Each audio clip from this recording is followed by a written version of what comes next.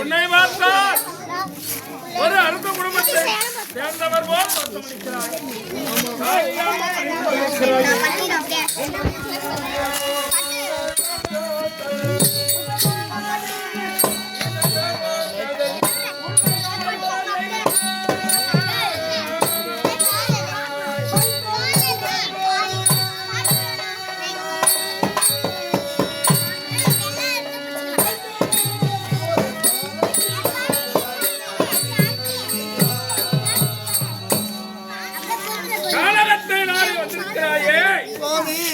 என்னப்பா காரணம்? எனக்கு திருமணம் முடிந்து பல ஆண்டுகள் ஆகிவிட்டது.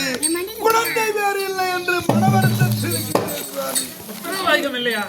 செம்மங்கனி ஒன்று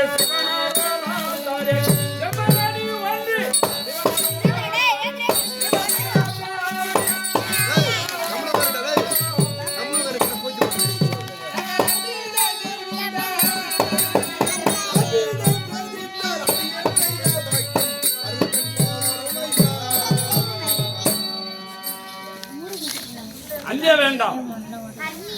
முக்கல்லாரே வழங்கக்கூடிய சிவபெருமானுடைய அருளால் ஒரு மாங்கனி பெற்று வந்து தருகிறேன். உனக்கு புத்திரவாய் உண்டாகும்.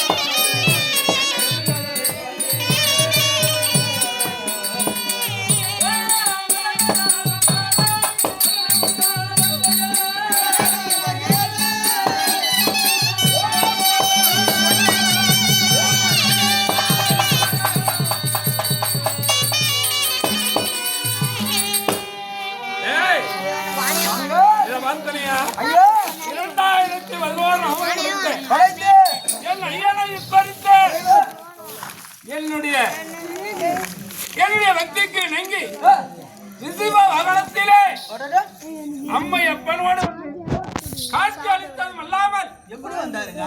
இதை பற்றிய கனி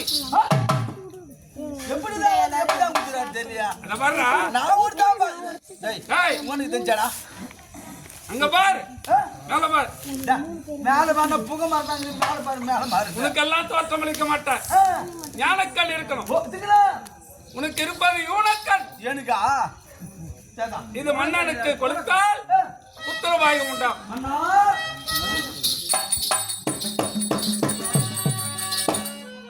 சிவபெருமானுடைய அருளால் இந்த மாமனியை இந்த கனியை உன்னுடைய மனைவியை புசிக்க செய்தால், என் மனைவியானவள் புசித்தால் உனக்கு உனக்கு புத்திரவாக உண்டாகும்.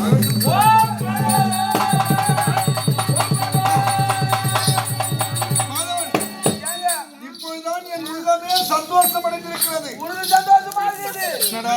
உனக்கு குடுத்துட்டு போட்டாரு. ஆமா, நான் ஏதா ஏதாவது அதிகாரி போட்டாங்க. உனக்கு என்ன குறை? என் பாட்டி குழந்தைல கேட்கலான்னு பார்த்தா ஏண்டா உங்க பாட்டி குழந்தைல உங்க அப்பா எப்படி பிறந்தாரு? எங்க சின்ன பாட்டிங்க என்ன வயசாகுது உங்க சின்ன பாட்டிக்கு? 92 நடக்குது. உங்க பாட்டி நடக்குதா? எங்க பாட்டி நடக்கல வயசு தான் நடந்துருக்குது. ஏண்டா 92 வயசுல உங்க பாட்டி பாருமா.